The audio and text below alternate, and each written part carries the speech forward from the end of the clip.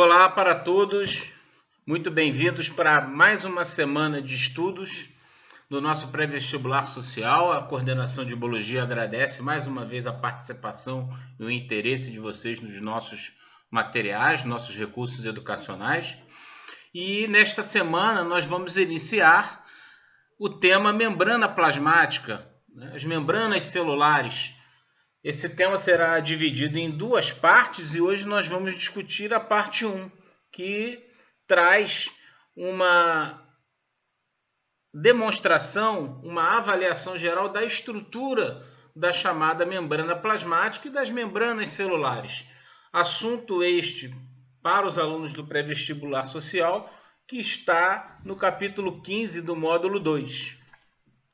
É importante a gente relembrar que a estrutura de uma célula eucariótica, vamos pensar na célula eucarionte, que são as células que fazem parte do nosso corpo, é formada por três partes gerais,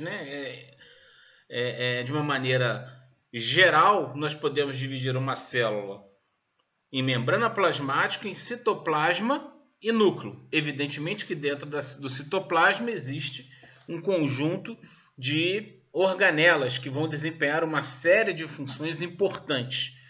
Nós já temos vídeos anteriores discutindo a diferenciação de células procarióticas, células eucarióticas. Discutimos já algumas organelas, como a mitocôndria, cloroplastos. Então, essa discussão de funções das organelas já vem sendo discutida ao longo de vídeos anteriores e, evidentemente, nós acreditamos em contato com os seus mediadores.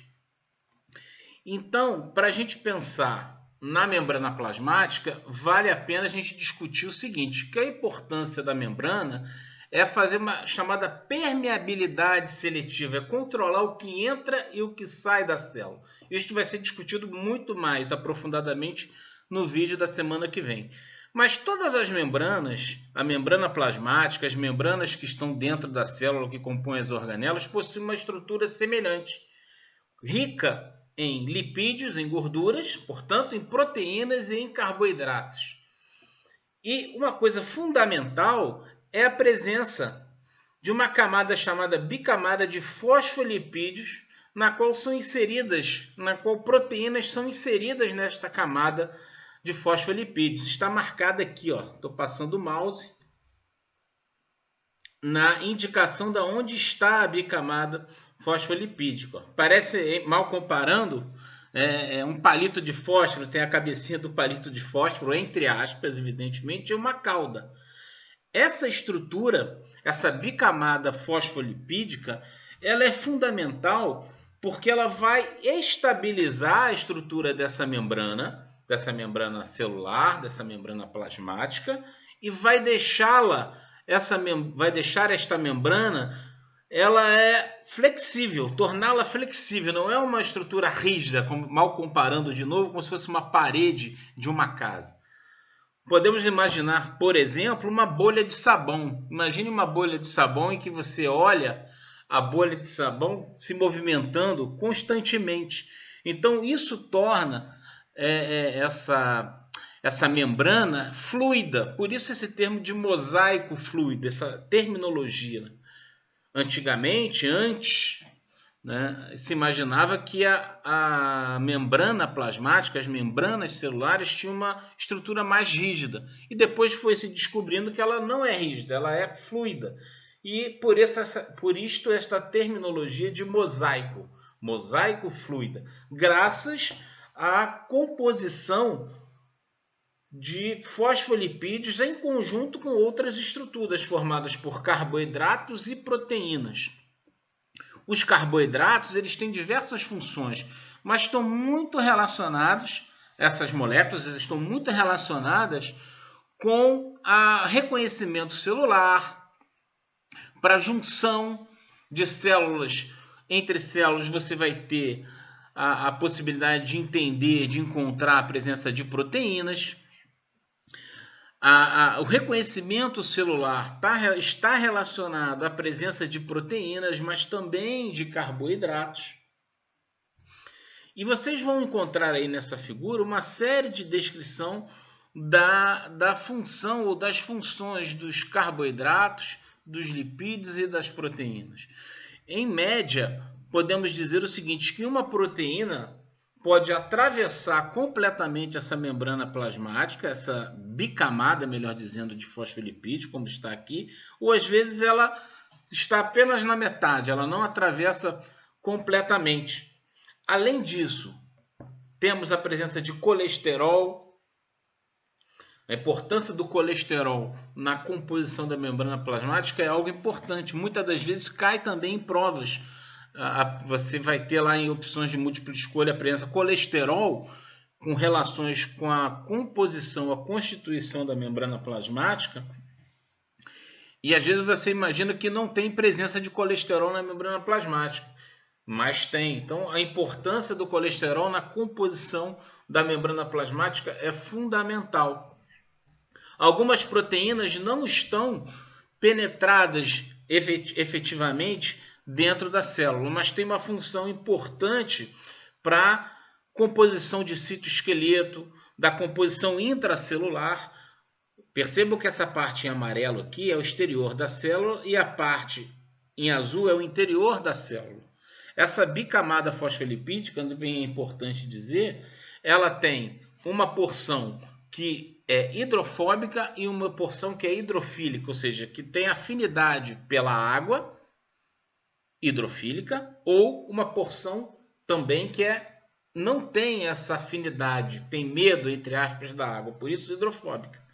Isso é fundamental nos processos de permeabilidade seletiva, de interação dessa membrana plasmática com o exterior da célula e com o interior da célula, com o citoplasma celular e com o meio exterior.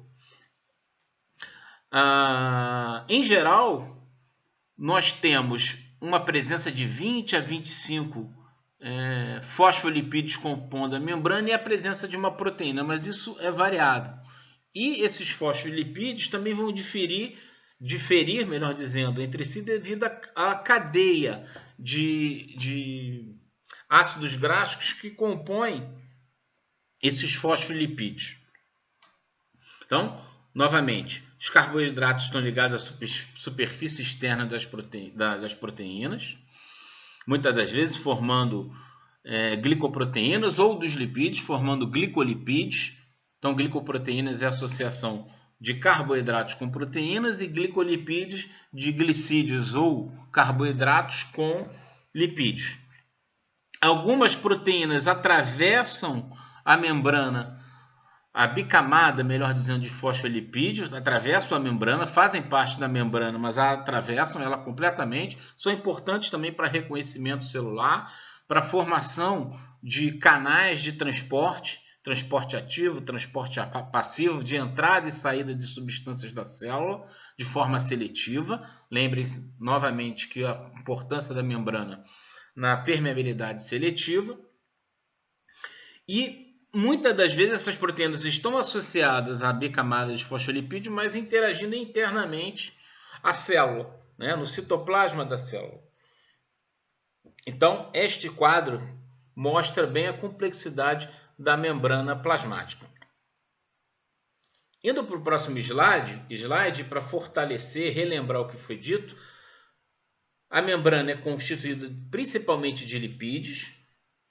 Lembre do colesterol também, além da bicamada de fosfolipídios. Uma camada de fosfolipídios separa os dois meios aquosos, já foi dito.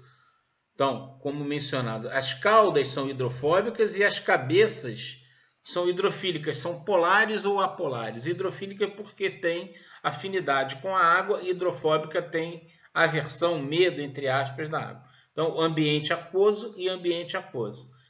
Esta parte colorida seria a cabeça hidrofílica da bicamada de fosfolipídios.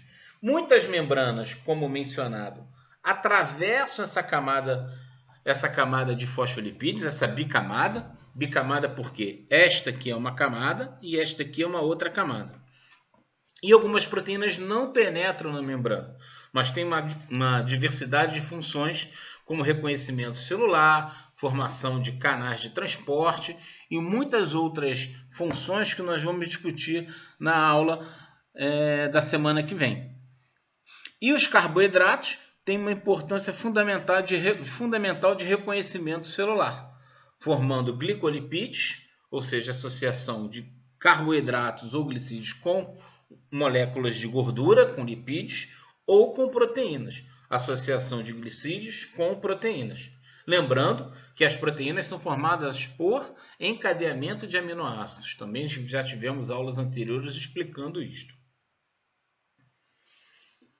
E importante a gente ressaltar que as proteínas que fazem parte da membrana plasmática e das membranas celulares, lembrando que as membranas que fazem parte das organelas também têm uma composição semelhante. Pode haver uma variação da concentração de colesterol, da concentração ou dos tipos de cadeias que formam essa camada, das cadeias de ácidos graxos que compõem essa bicamada de fosfolipídios, mas essa membrana ela possui uma estrutura similar tanto da membrana plasmática quanto das membranas que formam as organelas.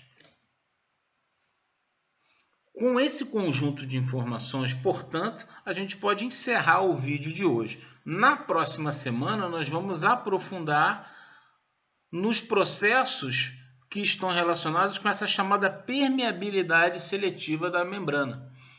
Como é que ela consegue controlar o que entra e o que sai da célula? O que demanda gasto de energia, gasto de ATP, ou não demanda gasto de energia, gasto de ATP? Processos como fagocitose, pinocitose, difusão, osmose, transporte ativo, transporte passivo, são alguns temas, alguns assuntos que vão ser discutidos na semana que vem, quando a gente vai aprofundar o detalhamento dos processos de transporte por meio da membrana plasmática. Por isso, eu gostaria, então, de relembrar a vocês a importância de acompanhamento de conteúdos escritos da material didático disponível. Leiam esses capítulos, desenvolvam as atividades e os exercícios dos capítulos, sempre eu vou repetir isso, e aprofundem o conhecimento discutido nesse vídeo, apresentado nesse vídeo, essa introdução, com o seu mediador. Um grande abraço e até a semana que vem, com a continuação e o encerramento desse tema membrana plasmática do nosso curso de Biologia do Pré-Vestibular Social da Fundação CCERJ. Até a próxima. Um grande abraço a todos.